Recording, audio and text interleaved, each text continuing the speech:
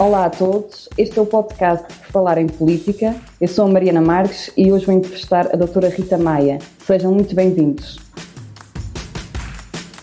Atividade jornalística, a extensão dos social media, redes sociais online, desinformação, fake news, populismo, partidos de extrema-direita e crise democrática são tópicos-chave desta entrevista, intitulada Populismo e redes sociais online. A doutora Rita Maia é licenciada e mestre em Ciência Política pela Universidade do Minho, pós-graduada em Comunicação Política pela Faculdade de Letras da Universidade do Porto, assessora de Comunicação de Profissão e está cá hoje para nos dar o seu contributo do ponto de vista relativamente à temática.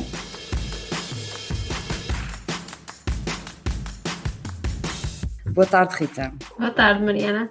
É este considerado um tema atual? Explique-nos o porquê.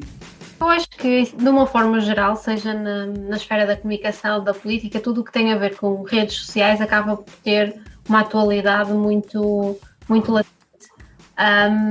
E a comunicação política, em particular, estes novos partidos que começam a chegar à esfera política não fogem a esta tendência das redes sociais. E devo até parabenizar-vos, à JS Açores particularmente, por termos esta discussão hoje, num ano em que já tivemos um ato eleitoral e iremos ter ainda outras autárquicas mais para o final do ano e, portanto, acho que até acrescenta aqui uma certa pertinência a este tema do podcast de hoje. Que crise atravessa o jornalismo profissional? Estarão as redes sociais a transformar o jornalismo? Sendo que no teu ensaio sobre o populismo inicias a redação sobre este tema. Eu não diria de todo que as redes sociais causaram uma crise no jornalismo.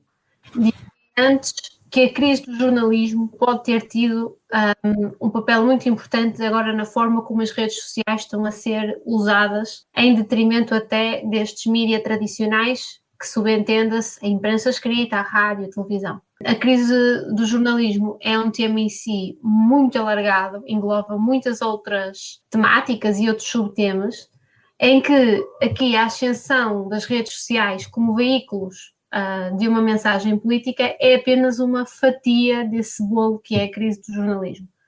Curiosamente, há aqui um ano, que é o ano de 2008, que acaba por ter um marco muito importante, porque é, por um lado, um despoltar de uma crise económica, à qual estes mídias tradicionais não são totalmente alheios, não é? E, portanto, nessa crise económica assistiu-se ao emagrecimento das redações, a um bocadinho até à desprofissionalização do papel de um jornalista e por outro lado, temos a eleição de Barack Obama, que foi e é reconhecida por muitos autores da comunicação política como uma campanha eleitoral que, tendo sido muito assente no uso das redes sociais à época, acaba por representar aqui uma viragem na comunicação política. Portanto, este ano, o ano 2008, acaba por ter aqui dois sentidos e ser aqui um virar de uma nova página. Portanto, eu não diria que as redes estão em si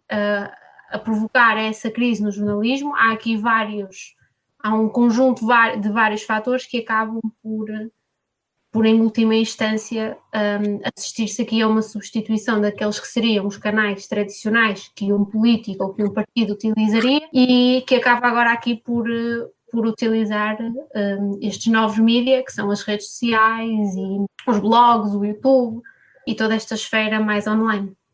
Mas, de certa maneira, o jornalismo tradicional foi prejudicado pelo aparecimento das redes sociais. Sim, prejudicado. O aparecimento das redes sociais muda muita coisa, mas para este tema em particular muda a forma como nós consumimos a notícia, porque em vez de estarmos agarrados à televisão ou à rádio ou ao jornal escrito, temos aqui canais online que nos permite aceder a conteúdos noticiosos, mas muda também a forma como um jornalista produz a notícia, não é? Portanto, cada vez mais é frequente vermos posts de Facebook citados em conteúdos noticiosos. Portanto, temos aqui estas duas vertentes. Ao acontecer isto, claro que se eu sou dirigente de uma campanha eleitoral ou se estou a dirigir um partido, vou também procurar esses canais. Mas o jornalismo, por exemplo, sempre esteve muito aliado ao poder político. Historicamente é uma temática polémica. Não considera que o jornalismo tem que repensar o relacionamento que tem com o poder político? No sentido que o jornalismo, de certa maneira, antes das redes sociais, já era descredibilizado enquanto parte responsável da desinformação. Sim, não tanto, acho que mais agora. O que acontece é que antes desta ascensão das redes sociais, o jornalismo em si, o jornalismo tradicional, tinha um poder de escrutínio junto do poder político, que agora deixa de ser tão frequente, diria assim. Porque de certa forma, aqui deixou-se de... Com o aparecimento das redes sociais, tornou-se tudo muito mais imediato. A partilha da primeira notícia, quem é que divulga a primeira notícia, e não tanto se o escrutínio a esse partido ou a esse líder político está a ser feito. Porque o escrutínio leva tempo e nas redes sociais é tudo muito ao imediato, não é? E, portanto, acabou aqui por se perder um bocadinho nesse papel do jornalismo enquanto quase que um vigilante daquela que é a atividade e a ação política. E isto, em última instância, pode ser muito perigoso, porque podemos estar perante uma situação em que temos eleitores menos informados, porque esse escrutínio deixa de ser tão frequente, não é? E que pode levar, isto sempre em última instância, a tomarem decisões, nomeadamente no momento do voto, menos pensadas. Dito isto assim de uma forma mais simples. E, portanto, isso é assim uma situação perigosa, sendo que este imediatismo das redes sociais também traz outras palavras-chave, por assim dizer, que já estão a começar a ser um bocadinho conhecidas por todo o lado. Os fenómenos das notícias falsas, ou das fake news, ou da desinformação, ou até o da pós-verdade, não são fenómenos de agora, não são fenómenos das redes sociais em si. As notícias falsas, as fake news já existiam muito antes de haver a ascensão das redes sociais. Aliás, as fake news já existem desde a altura do Império Romano e das grandes guerras, Exatamente, sim. do nazismo. E quando se dizia ao país que estamos a ganhar e na verdade eles estavam a perder a guerra, mas essa era a narrativa interna, não é? Para o povo. E que mecanismos os jornalistas hoje em dia, da forma como atuam perante essa realidade, quais são os mecanismos que eles fazem para assistir a esse escrutínio nas redes sociais, por exemplo? É como eu estava a dizer, é difícil haver esse escrutínio. As redações são cada vez mais pequenas, muitas das vezes temos um jornalista com uma secretária cheia de temas que tem que tratar e acaba por não ter possibilidade nem o tempo de se dedicar especificamente a cada uma delas. Já para não falar quando temos pessoas que redigem conteúdos para sites noticiosos que de profissão nem sequer são jornalistas, portanto depois também há aí essa... E esse escrutínio acaba por ser muito difícil de ser feito. Podemos, sim, tentar prevenir essas situações e combatê-las até na ótica mais do utilizador. Verificar fontes perante uma notícia, verificar coisas muito simples como a própria data da notícia. Muitas das vezes partilhamos coisas a achar que estamos a partilhar uma notícia atual e nem sequer nos apercebemos que aquele conteúdo já tem 2 ou 3 anos. E, portanto, essas pequenas atitudes que todos nós podemos ter, não é? Na ótica, como eu estava a dizer, de quem lê a notícia, do utilizador, podem prevenir estas situações. Não é? Mas também é muito uma questão de ensino, por exemplo, é uma questão de uma certa literacia mediática que hoje em dia o utilizador, de certa maneira, pode não ter. Antigamente, por exemplo, imaginemos 3 jornais, um podia fazer fake news, por exemplo, na altura o da Sun, dos Estados Unidos, houve uma história sobre civilizações alienígenas na Lua e que foi um sucesso na altura, mas que tinha outros 2 jornais que comparativamente davam uma certa credibilidade, ou seja, o jornalismo tinha um compromisso entre o que divulgava junto das pessoas. Hoje em dia, com a globalização, com a divulgação cada vez mais rápida e veloz das redes sociais e da comunicação, perdeu-se um bocado esse ponto de referência assim credibilizante, digamos assim. O que é que acontece hoje no utilizador? O que é que ele pode fazer para ter uma leitura mais acuidada? Devemos verificar as fontes, devemos questionar que entidade é esta que estamos a ler, qual o intuito deste site, ou deste blog, ou até mesmo desta pessoa que partilhou este post a partir inocentemente, mas devemos sempre ter este sentido crítico perante aquilo que nos é mostrado e aquilo que está a ser difundido. e questionar esse tipo de situações, o autor, a data, a fonte, que credibilidade tem este site, por exemplo. São situações que às vezes parecem um bocadinho rudimentares, mas que podem efetivamente fazer a diferença. Esta semana aconteceu uma dessas situações. A dada altura, difundiu-se nas redes sociais uma tabela do desconfinamento que partilhou sem questionar-se, muito provavelmente, não é? Se a fonte seria credível, se aquilo efetivamente tinha sido divulgado pelo governo, e depois vemos que efetivamente o governo teve de fazer uma nota à comunicação social a dizer que aquela tabela não era verdadeira, não é? E, portanto, apelava a que não difundissem mais essa mensagem. E, portanto, essas são atitudes que todos nós podemos e devemos ter para combater precisamente as notícias falsas, a desinformação, que em última instância prejudicam sempre os nossos regimes democráticos. E, além do mais, o conceito de fake news está em constante mutação, ou seja, desde o Donald Trump, que fake news são verdades inconvenientes, digamos assim. Sim, Trump, por si só, popularizou muito este tipo de atitude para ele. Qualquer escrutínio que um órgão de comunicação social fizesse ao seu trabalho ou ao seu discurso, para ele já era logo intitulado de fake news, e ele usou esse conceito como uma arma na sua mensagem, e acho que até é penoso para o próprio conceito em si ele tê-lo feito. Mas, no fundo, ele abarcava, para ele qualquer coisa era fake news, e não existem só fake news. Aliás, eu acho que esse até é o mais fácil de desmontar quando estamos perante uma notícia falsa. E o que é que acontece no processo de pós-verdade? É quando eu tenho um facto ou uma informação que, não tendo uma verdade factual ou objetiva, de tanto que repito esta mensagem, ela acaba por se tornar em si verdadeira, mesmo que não esteja devidamente fundamentada.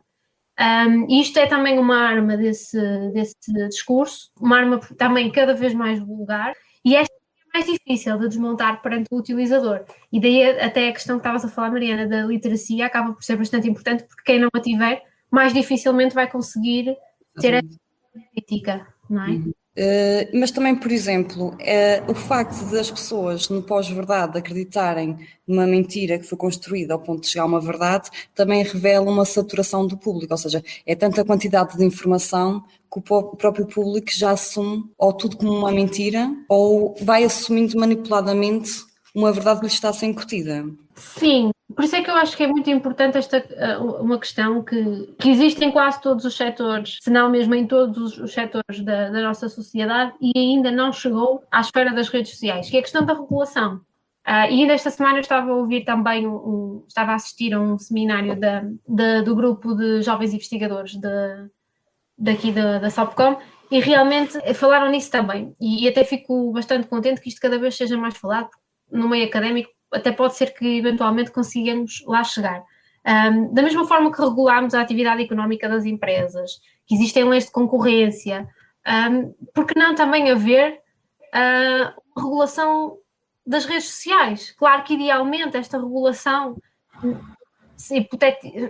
quase que aqui numa utopia, deveria partir das próprias empresas, do próprio Facebook, do próprio Twitter, que também recentemente estão a começar a ter uma atitude mais proativa neste âmbito, e ainda bem, mas ainda acredito que não seja suficiente, e idealmente esta regulação deveria partir dos próprios. Em último caso, não partindo, deverá partir dos próprios Estados, porque era como eu estava a dizer, com tanta partilha de mentira, com tanta partilha de pós-verdade, com tanta desinformação, isto acaba por se constituir um perigo para o próprio regime democrático. A democracia vive da liberdade de expressão, a democracia vive do confronto de ideias e não vive de tentarmos manipular o voto de alguém mascarando a verdade para lá chegar. Portanto, a democracia não é um fim que justifica todos os meios, nem de perto. Portanto, essa questão acaba por ser muito importante, e eu gostava até realmente se pudéssemos deixar aqui um ponto de interrogação no final deste podcast de algo que deveria vir a ser feito, eu acho que seria precisamente a regulação destes meios. Mas isso não seria um ponto de um atentado, digamos assim, à liberdade de expressão? Não. Usar as plataformas como bote expiatório dos políticos? Não, porque o que é que acontece, e até já deveríamos, se calhar, até ter começado por aí. Mais do que as redes sociais serem os meios destes atores mais extremistas, sejam eles de direita ou de esquerda, mais do que serem um meio de difusão da mensagem, é muito importante olhar para a mensagem em si. E eu nesse artigo falo muito da questão da narrativa. Uma das narrativas que eles mais utilizam é precisamente a do jornalista como um inimigo. Tudo aquilo que é o trabalho do jornalista não é porque seja o trabalho dele, é porque me quer atacar, é porque não gosta de mim e eu sou uma vítima. Estes atores políticos mais extremistas usam muito a vitimização e esta narrativa. Portanto, devemos olhar para a narrativa em si daquilo que é difundido nas redes sociais e tudo o que seja a apelar à violência, a apelar à incitação ao ódio, tudo o que seja esse tipo de narrativas não é democrático. A democracia não é violência, a democracia não é ódio. Não se pode mascarar e justificar com liberdade de expressão todo este tipo de discurso. Portanto, a questão aí desta regulação de poder ser um atentado à liberdade de expressão, penso que não se coloca, porque a democracia não é isso. A liberdade de expressão, a tua liberdade acaba quando começa a minha, portanto, é tudo muito... Eu sei que isto às vezes é difícil depois transparecer na lei, todas estas questões, porque a lei tem que ser algo muito, muito objetivo, mas é preciso ter muito cuidado com isto. Mais do que olhar para o facto de serem os meios utilizados, é muito importante olharmos para aquilo que concretamente está a ser dito e está a ser difundido. Isso sim pode representar um perigo, não a utilização das redes sociais por si, mas o que é efetivamente dito nesses meios. Por exemplo, dos líderes populistas, são os causadores deste processo de desinformação também.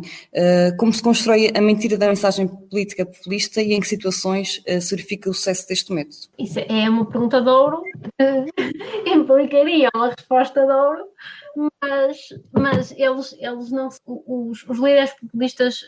Para ser mais correta, não se trata de serem ou não impulsionadores da desinformação, mas isto é para eles uma ferramenta. É preciso olhar para estes chavões e perceber que para eles são apenas ferramentas de comunicação. A desinformação é uma ferramenta para um populista. O que ele quer difundir não é propriamente a mensagem dita fake, não é? Ou pós-verdade, mas ele tem um objetivo último que poderá estar ligado mais a um valor em si ou uma crença muito mais ampla, e isto são pequenas ferramentas que eles utilizam para chegar a esse fim. Por exemplo, se calhar falando de aspectos práticos, se eu disser que todos os islamistas são ladrões, estou a dar um exemplo, aqui o que está em causa não é efetivamente se eles são ladrões ou não. Com esta ferramenta eu quero chegar a um objetivo último, que é incitar o ódio àquela religião e fazer com que as pessoas comecem a olhar para esse grupo de uma forma diferente. Vai muito além de se são ladrões ou se são corruptos ou se são outra coisa qualquer. O objetivo último é sempre uma coisa muito mais ampla, não é? Leva a incentivar guerras entre Estados ou criar a própria confusão dentro do próprio Estado. Sim, temos de certa forma assistido um bocadinho a isso pela Europa, em países que se calhar nunca diríamos que isso pudesse acontecer. Nós temos na Holanda um populista que tem assento neste momento no Parlamento e que incitou ao longo de toda a sua campanha o ódio a estes grupos mais pequenos da sociedade, não é? Estes grupos minoritários, e portanto estamos a falar da Holanda, se calhar não era um país que à cabeça nos viesse como sendo um destes exemplos, não é? Portanto, aquelas democracias que nós até há bem pouco tempo dávamos como super consolidadas e que funcionavam na sua plenitude, até aí ela já começa a chegar a este tipo de fenómenos. Porque, de certa maneira, então, é uma redundância. As redes sociais acabaram por impulsionar estes líderes populistas. As redes sociais dão-lhes aqui um palco, lá está, completamente diferente, que eles não teriam nos mídias tradicionais, que não teriam na televisão. Este político que te estou a falar da Holanda, ele fez toda a sua campanha eleitoral sem falar para a imprensa. Ele fez toda a sua campanha única e exclusivamente nas redes sociais, porque as coisas que ele diria e e até o programa que ele defende não teria palco nos mídias tradicionais. O que é aqui preocupante é o facto de conseguir nas redes sociais difundir a sua mensagem, não é? E ter tido a amplitude suficiente que lhe permitiu ser eleito para o Parlamento e atualmente ter assento parlamentar. E em Portugal já começa a ser alarmante o fator populismo comparativamente aos outros países? Sim, Portugal durante muito tempo achou-se que, e eu por mim falo que eu própria fui se calhar ingênua durante muito tempo em achar que Portugal estava um bocadinho protegido desses fenómenos. E não estamos, de forma alguma. Não digo, não sei se era aí que tu querias chegar, não digo que um André Ventura seja um destes exemplos, porque o André, para já, não se pode queixar de não ter palco nos mídias tradicionais. Não é de todo este tipo de candidato que te tenho estado aqui a descrever, que utiliza apenas as redes sociais, ou que temos que ver que o André, durante muito tempo, teve um papel de comentador de futebol num programa que até tinha bastante audiência. Portanto, ele acabou sempre, por o mediatismo que teve, ir muito além daquilo que ele fez na campanha eleitoral, não é? Portanto, ele já tinha um histórico, ele já era uma figura pública, ele já tinha sido conhecido. E, portanto, não podemos aqui... Agora, não é este André, mas poderão vir aí outros Andrés. Portanto, Portugal não está de todo vacinado contra esta questão do populismo. Eu achei que Portugal nunca teria espaço para haver uma extrema-direita, porque, no fundo, para o eleitorado que se pudesse identificar com essa ideologia, já estava quase que consolidado que votariam PCP, portanto não haveria aqui margem para a extrema-direita crescer em Portugal. E mais recentemente vemos que afinal não é bem assim, não é? Portanto, vemos um PCP a perder votos para o André Ventura e para outros candidatos. Portanto, acho que se vivemos tempos em que nada se pode dar como garantido, são estes. E é muito importante que todos estejamos atentos a estes fenómenos e que os tentemos... ao máximo. Sim, sem dúvida, sem dúvida. Terminamos assim o nosso podcast por falar em política, o primeiro episódio. Obrigada, Rita, pela participação e até uma próxima. Até à próxima, obrigada pelo convite.